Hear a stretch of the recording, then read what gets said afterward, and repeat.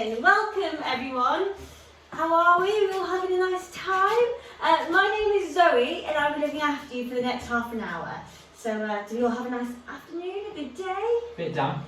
Oh, it's a bit wet, isn't it? Bit damp, yeah. Yeah. I'm alright. Okay, good. You excited to be here at the Festival of the Seas? Yes, absolutely. Sorry, just give me 1 second. Sorry. Yes? Uh-huh. Right. Missing? I mean, you're joking, right? But this is the 3rd time this week. I mean, can we find him? Oh, maybe. What does maybe mean? I've got a bloody audience in for...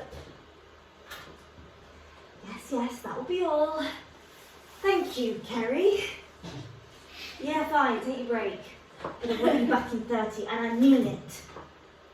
Oh, sorry about that, everyone. As I was saying, good afternoon and a very warm welcome to the Museum of Grimsby for our performance entitled The Life and Times of the Workers Who Made Our Port. Can I get an ooh?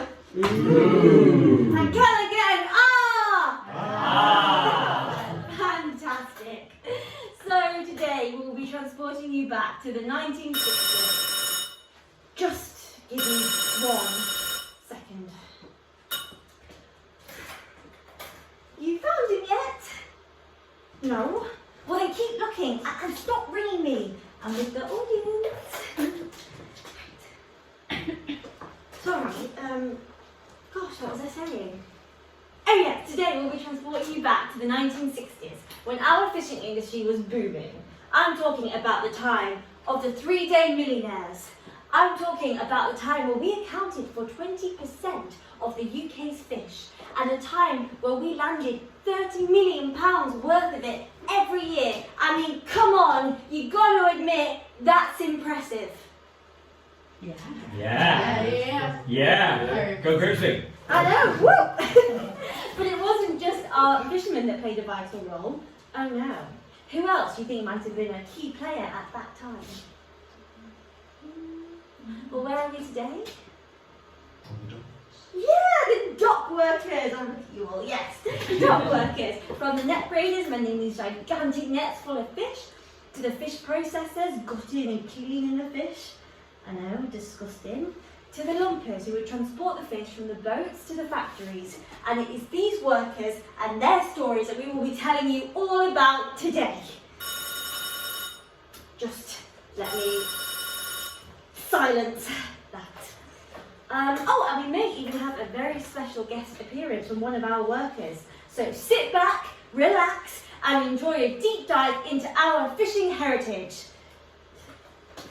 Now, whilst this is a family-friendly attraction, I do have to run through a few small bits of housekeeping with you. So, it says here that small children should be accompanied by adults at all times. Not a problem here, I don't think. Okay. Those with high blood pressure, heart, neck, or back problems should take part at their own risk. Expectant mothers should take part at their own risk. And there may be periods of darkness and loud noises which could frighten some small children. And, yes, it looks like the pesky Lady of the Humber is back again to haunt our waters, as a few performances have gone a little awry. I mean, you must have heard the Lady of the Humber. No. You're not? You're the old wives' tale? Ah, well, that's a story for another time. But let's just say it's very easy to blame these things on fantasy, right? And this is a first for us at the Grimsby Museum, and as with all new adventures, there are a few teething problems along the way. So past performances have had things like sound not working, lights not working, doors not opening, actors going missing, you know, all that kind of thing, but I'm sure that won't happen today, so no need to panic! No need to panic! I'm coming! Oh, and finally, for safety reasons, I will have to leave you on your own. But don't worry, if you need me, shout. And I should hear you. But enjoy! Thank you.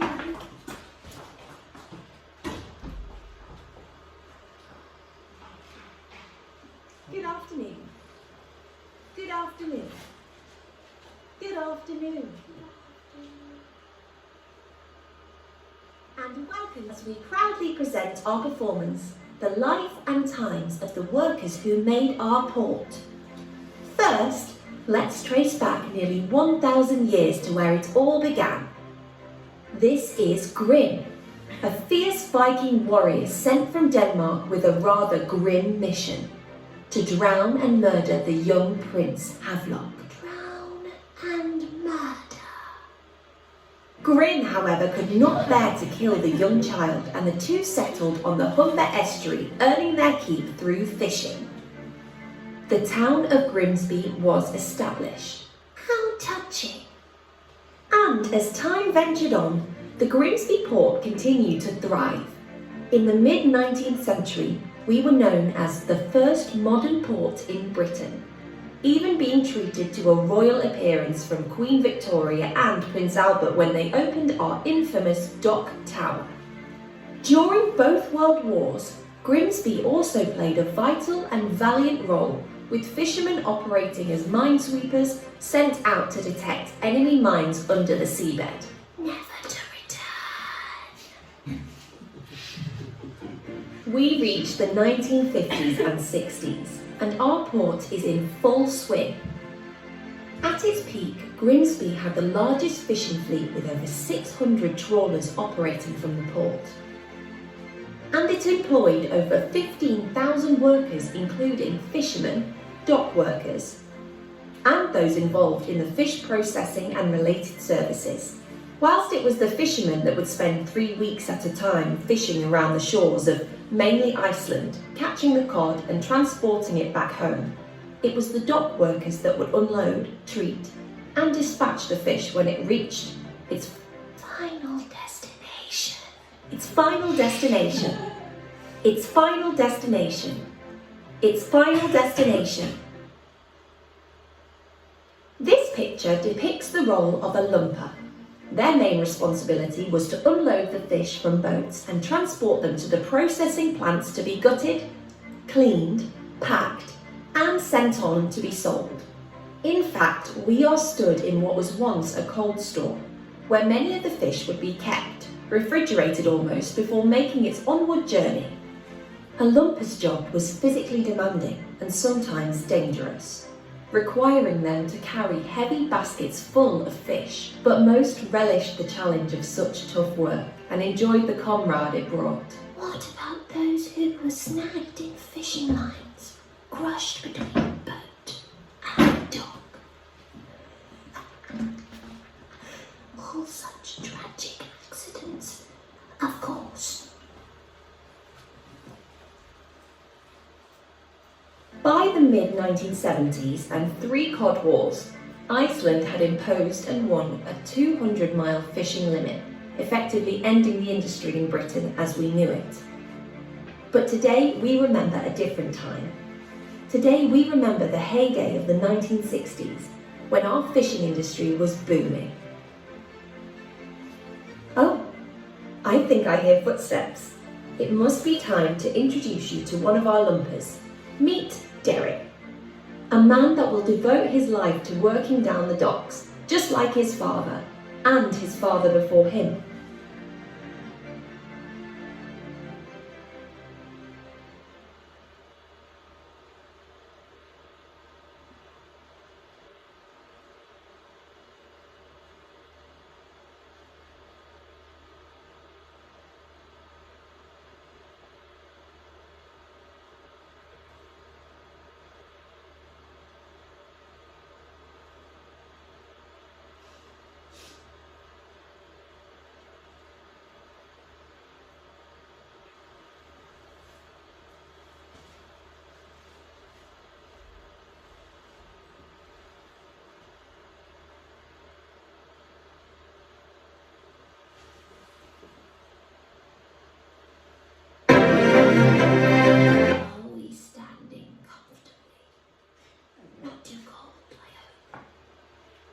He's not going to come, our special guest.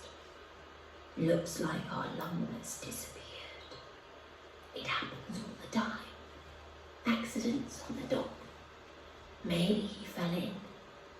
Maybe he's reaching out, gasping for air as the waves envelop and drag him down. Oh, don't worry. I'm only teasing. Or am I? Any road, it looks like it's just you and me now.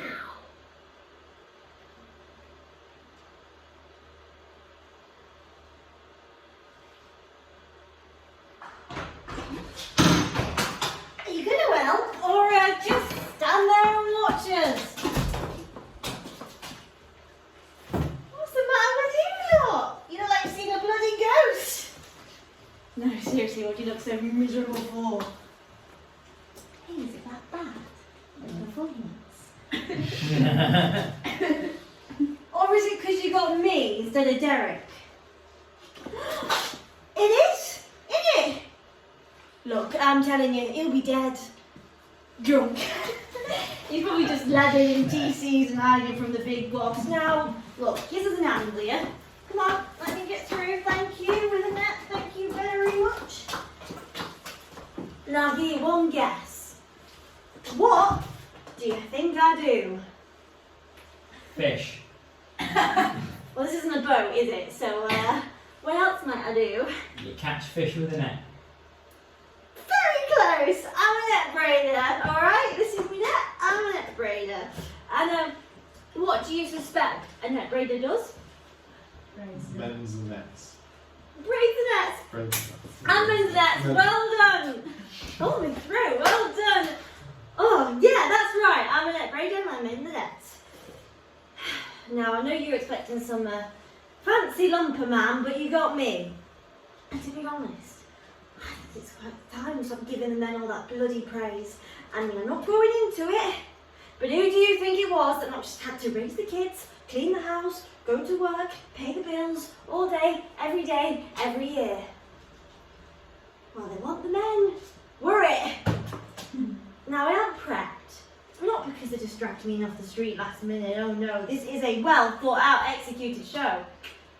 But apparently I'm just to show you some of the basic stuff and the like. So these nets, they get attached to massive long lines. Side note about these lines. They had a tendency of, how do I say it? Going rogue.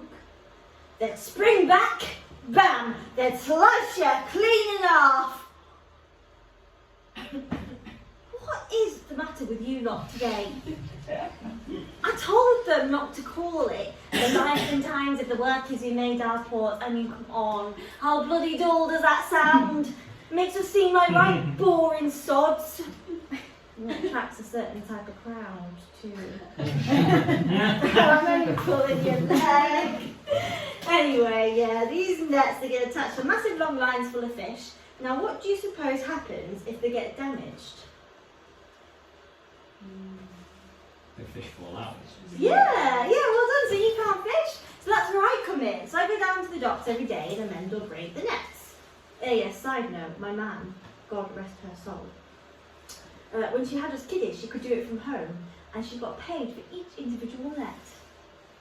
But on to the useful stuff. So this is how you do it. So I've got my imaginary net needle. If you come tomorrow, this will in fact be a needle, but for logistical reasons, as I said, I am prepped. And I've magically filled it for you already. It's my imaginary net needle.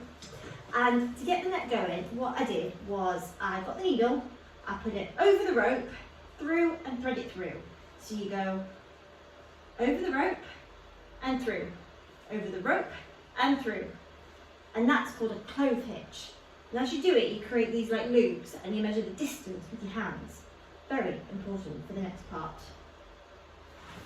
Come on, you lazy sod, are you going to copy me? In fact, alright then you come to the front. You can demonstrate. So, show me your imaginary net needle. Great, okay, hold the net from there.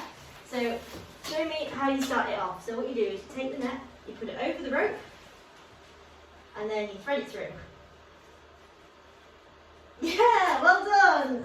Now, the next part, so these loops I was talking about, you put it through the loop, round the back, and thread it through. Yeah, yeah, well done. You've got it. See, it's easy, isn't it? Oh, I tell you what though, my hands are well sore. Look, I'm taking 5, so yeah, you get your fingers out of there. You take the net, you go back, you can pass it round, you can have a look, you can have a gander. They told me I was supposed to make this an interactive experience. I said, oh yeah, what's that when it's at home? But anyway, yeah, pass it round, let other people have a go. Do me net for me, go on.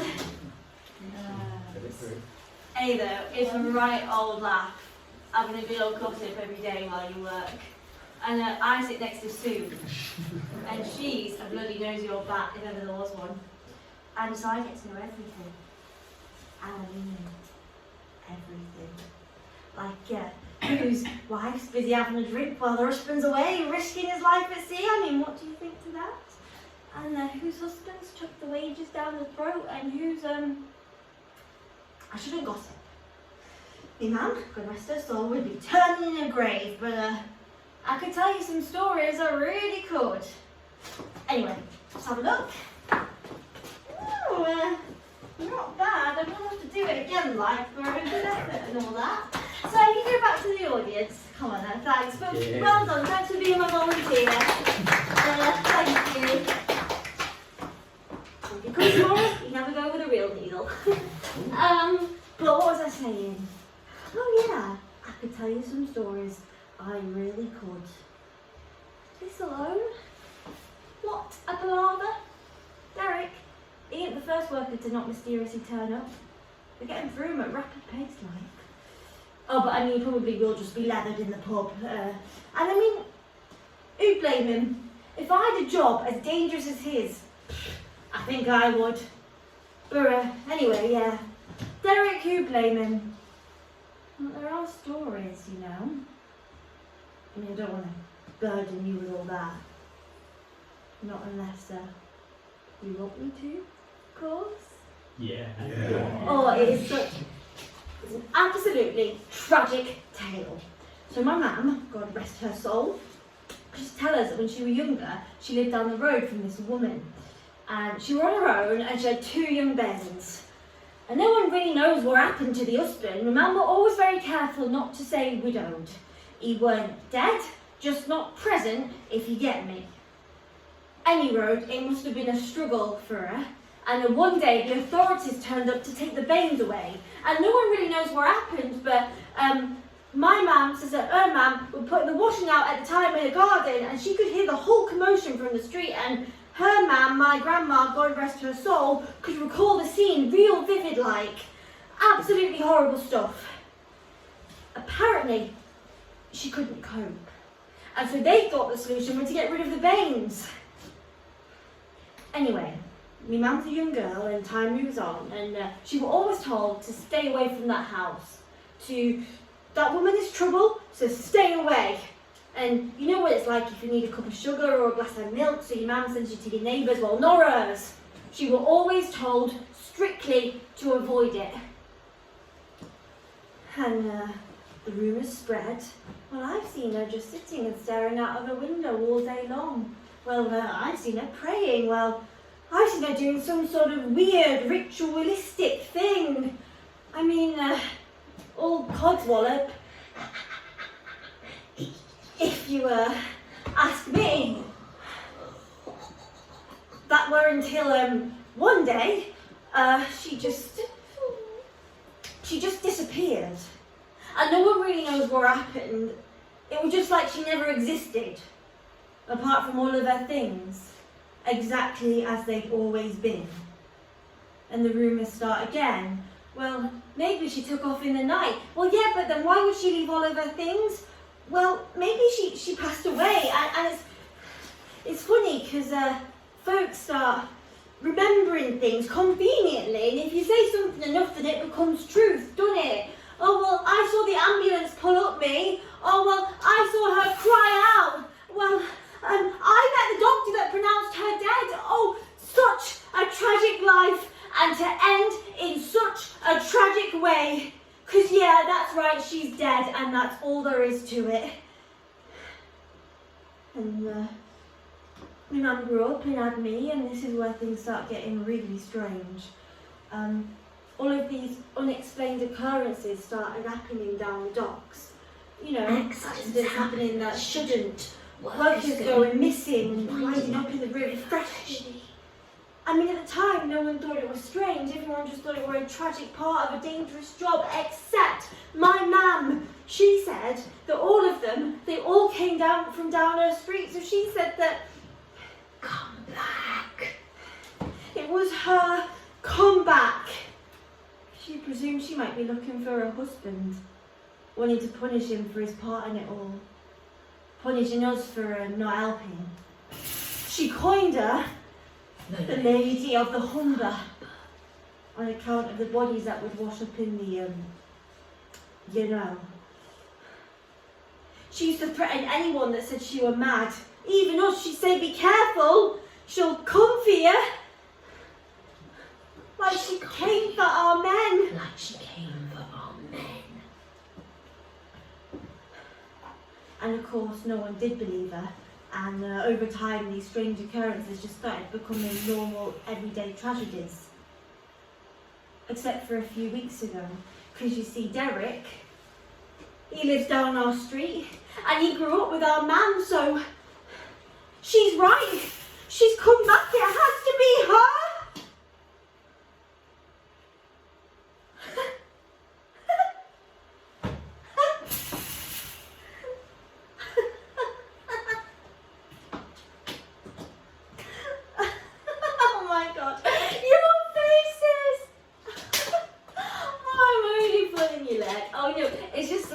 Me mum used to tell us to keep us in check, a story, if you like. Where'd you all that?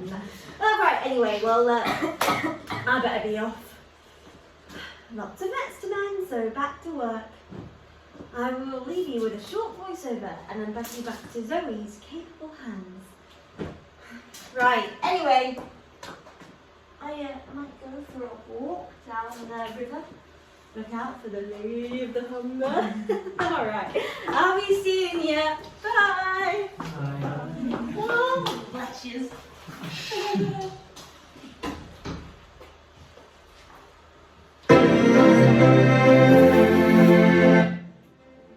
Tough work, isn't it? Tough work, isn't it? Tough work, isn't it? Tough work, isn't it? I hope you enjoyed your journey. I hope you enjoyed your journey. I hope you enjoyed your journey back in time, learning all about the heyday of the 1960s. 60s fishing. Finally, it's just you and me now. I never thought she'd stop. What right did she have to tell my story? Oh, come on. You haven't worked it out yet. No.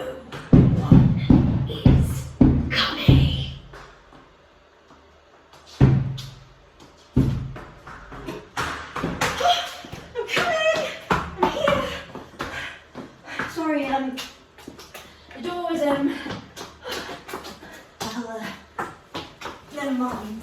How was that? Right. Yeah. Oh, thanks. Well, if you had a swashbuckling time, which you seem to have done, then please leave me, the Grimsby Museum, a review. But if you did not, then this performance was brought to you by the Fishing Heritage Centre. Love that. So, if you don't mind, you just follow me out, I'll get you out of